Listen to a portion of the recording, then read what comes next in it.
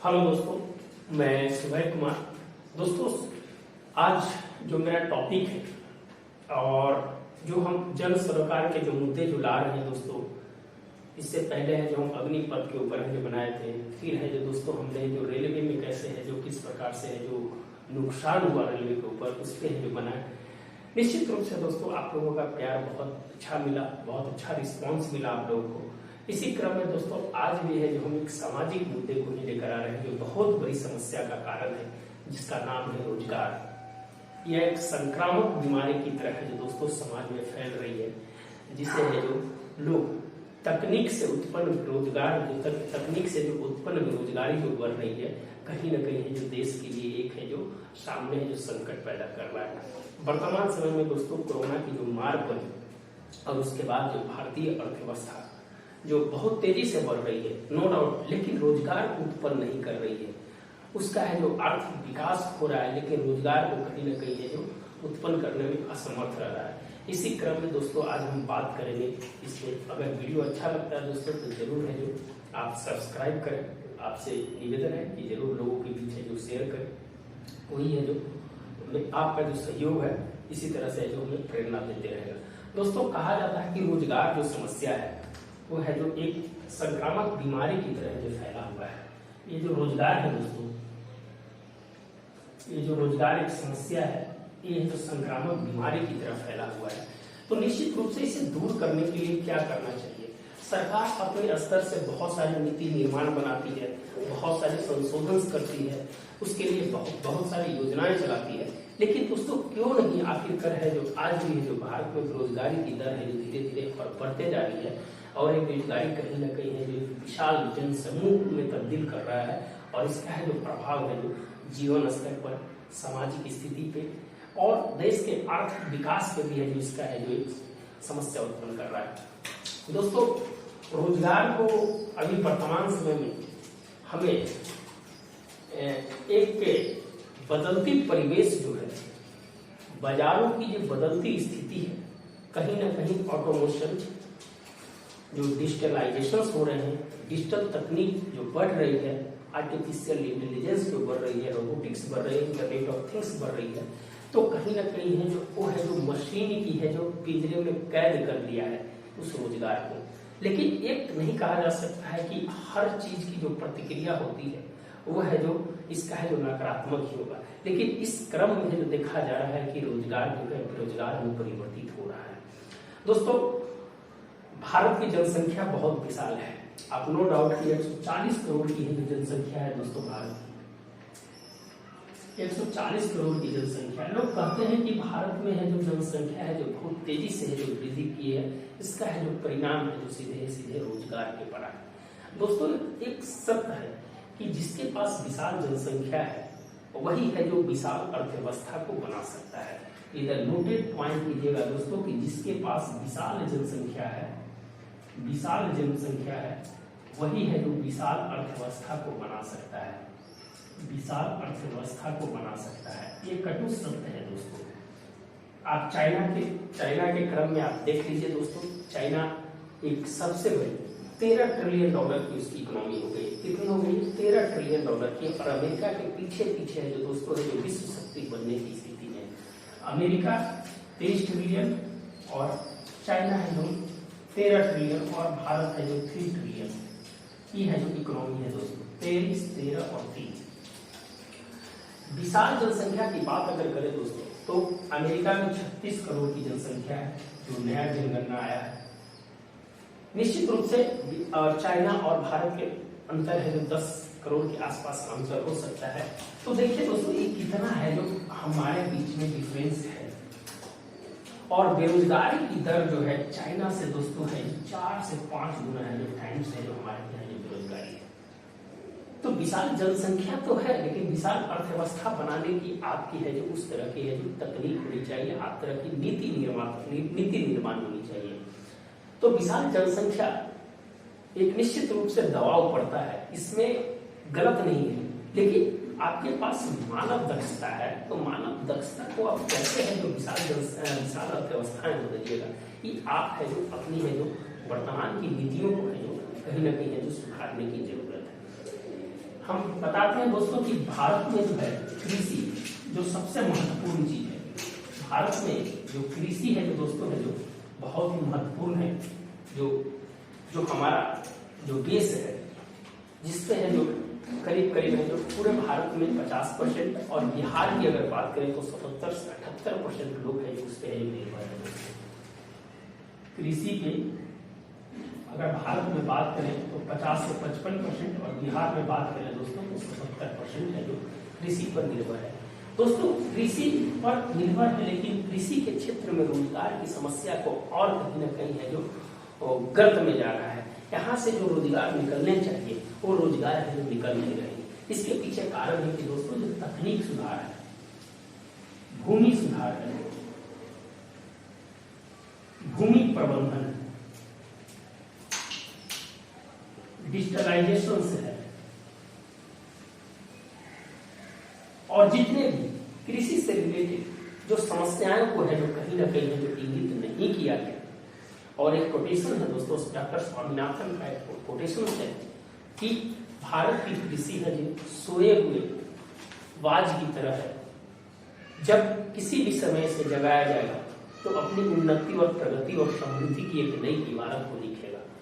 दोस्तों हमारे कृषि को आप है जो एक नए स्तर तक नहीं ले जा रहे हैं। WTO में आपकी सब्सिडी की हमेशा है जो विवाद रहती है।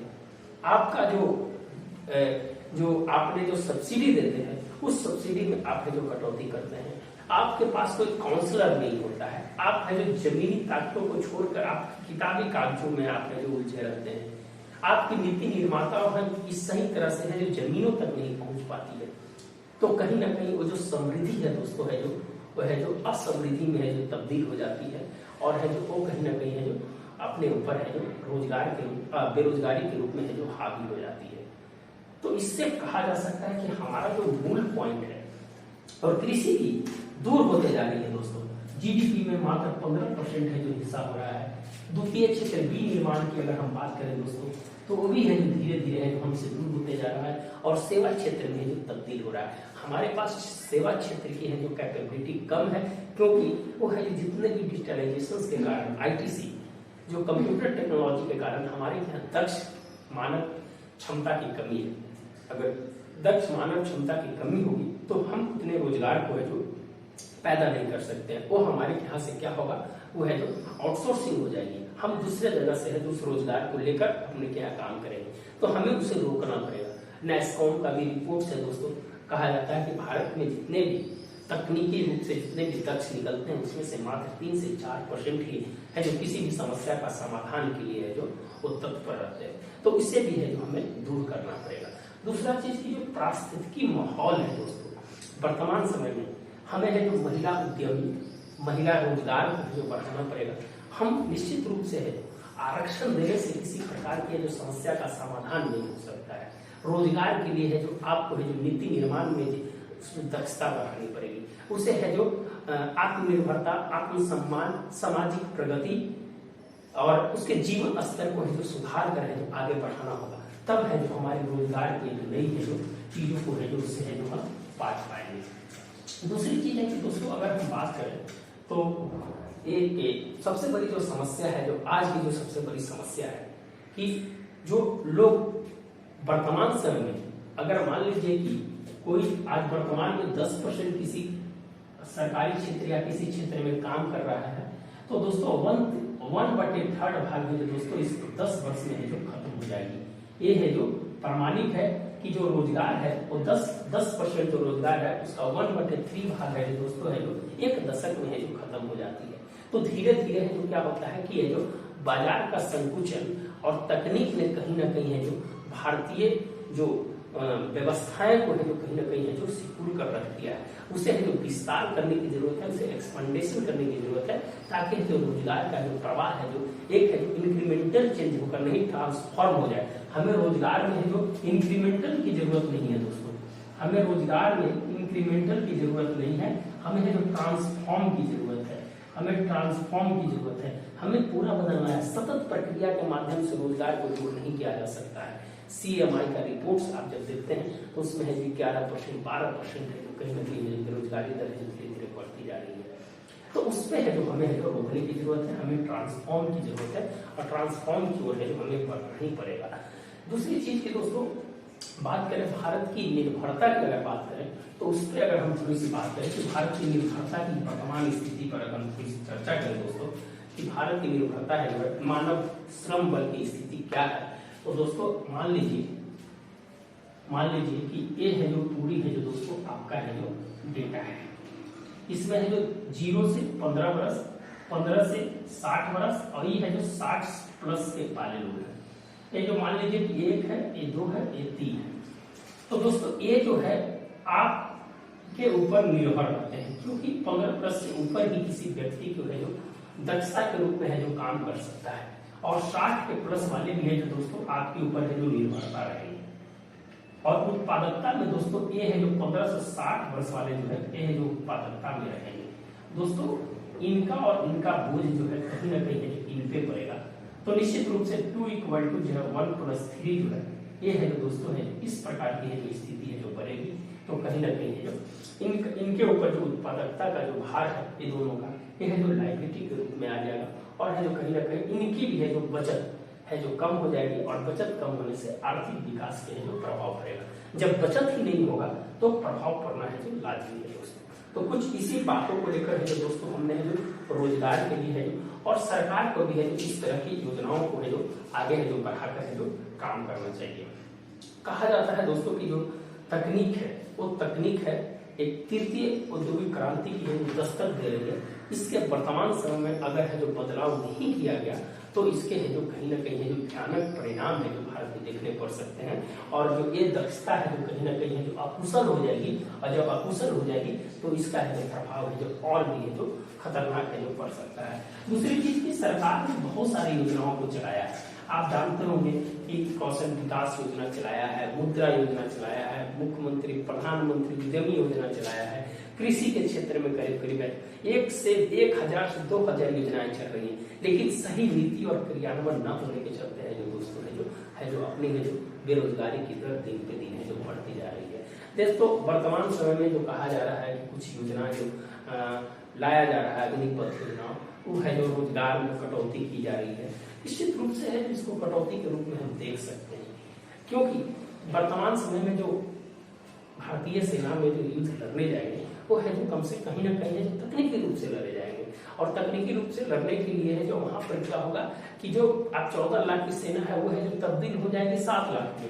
निश्चित रूप से है क्योंकि मशीनरी के युग में है जो आपका है जो काम कहीं ना कहीं है जो शॉर्टेज होगा, और सरकार को जरूरत भी नहीं रहेगी। लेकिन सरकार को जरूरत भी नहीं रहेगी तो आखिर जो बेरोजगार है जिनके ऊपर आप कहते हैं कि हमारी इतनी बड़ी जनसंख्या है, इतना बड़ा परचेज पावर है, हम विश्व गुरु हैं, लेकिन इस विश्व गुरु को कहने से नहीं होना चाहिए। इस विश्व गुरु को बनाने के लिए आपकी नीति और निर्माण जो आपकी जो कारोबारी सुगमता है वो होना चाहिए, डिजिटलीकरण है जो आगे बढ़ना चाहिए। आप है जो नए तरीके से है जो उद्योगों को लाइए, निवेश को लाइए, FDI आपकी आ रही है वो है जो उसको है जो और है जो बढ़ाने की है जो व्यवस्था है। निश्चित रूप से इस चीज के माध्यम से जो रोजगार जो प्राप्त है जो किया जा सकता है। दूसरी चीज कि भारत के जितने भी मंत्रालय हैं दोस्तों, इस मंत्रालय को एक अलग मंत्रालय के रूप में है जो बनाना चाहिए, और उसमें सभी मंत्रालयों को ऐड करना चाहिए। अगर सुझाव के रूप में अगर है तो दोस्तों है जो सभी मंत्रालयों को है जो इसमें है जो ऐड करके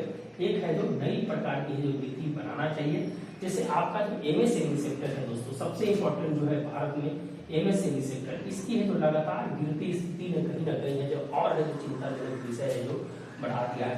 MSME स्थिति है कि इसका सही समय पर ऋण नहीं मिल पाता है, इसमें तकनीक की व्यवस्थाएं नहीं है, रोजगार है जो धीरे धीरे है जो इसमें कम होते जा रहे हैं। तो कहीं न कहीं है जो MSME अगर आपका ध्वस्त हो जाएगा तो आपके रूरल एरिया में जो स्थिति है जो और कहीं ना कहीं जो भयानक होती चली जाएगी। तो हमें MSME को है जो बचा कर रखना होगा। MSME की गिरती स्थिति वर्तमान समय में और कहीं ना कहीं है जो बेरोजगारी की स्थिति को पैदा कर सकता है। तो हमें MSME को है जो विशेष प्रकार से ध्यान देना होगा और योजनाओं के साथ है जो चलना होगा। दूसरी चीज कि कौशल को किस तरह से बढ़ाया जाए। कौशल को अगर बढ़ाना है तो उनको है जो आप जो राष्ट्रीय शिक्षा नीति के अंदर जो आप लाए हैं उससे है जो और है जो उसे बढ़ाने की जरूरत है, उसमें और है जो गहराई की जरूरत है। आप आप स्किल्स दे रहे हैं और स्किल्स के लिए आपके पास रिसर्च नहीं है, आप रिसर्च पे 0.7% जीडीपी का खर्च करते हैं। जब जीडीपी का 0.7% आप रिसर्च पे खर्च करेंगे तो कहां से आपका है जो नए नए रोजगार है जो पैदा होंगे। तो निश्चित रूप से इस क्षेत्र में जो रोजगार की स्थिति को बढ़ाना होगा और इस प्रकार से जो दोस्तों है जो धीरे धीरे है जो हम है जो इस रोजगार को है जो एक नई क्रांति के रूप में है जो आगे डेवलप करेंगे, ताकि जो हमारा देश है जो अर्थव्यवस्थाओं की नई ऊंचाइयों पर पहुंच सके और लोगों को रोजगार करे। और एक लास्ट का सजेशन है कि 1 मैन 1 एम्प्लॉयमेंट का है जो सरकार को जो देना चाहिए, 1 मैन एंड 1 एम्प्लॉयमेंट। ये है जो दोस्तों है जो सरकार को कैंपेन में ध्यान में रखना चाहिए। 1 मैन एंड 1 एम्प्लॉयमेंट का है जो देश का 1 नेशन का है जो काम करना चाहिए, ताकि इस पे जो काम किया जा सके। हमने डेटा के ऊपर थोड़ा बात किया दोस्तों, हमने बहुत सारी चीजें बात की। कुछ ऐसी बातें हैं जो आपको एजुकेशनल पर्पज से है जो उसमें है जो आप देख सकते हैं कुछ इस बातों को लेकर, लेकिन एक ओवरऑल समझाने के पर्पज से है जो हम इस वीडियो को बनाए। वीडियो अगर अच्छा लगता है दोस्तों तो जरूर है जो आप लोगों के बीच शेयर करें, तो भी मेरा मानना होता है। धन्यवाद दोस्तों, मिलते हैं कल इसी तरह के जन सरोकार के किसी मुद्दे को लेकर, और आप लोगों का सहयोग रहेगा तो इसी तरह से आगे चलते रहेगा। धन्यवाद दोस्तों।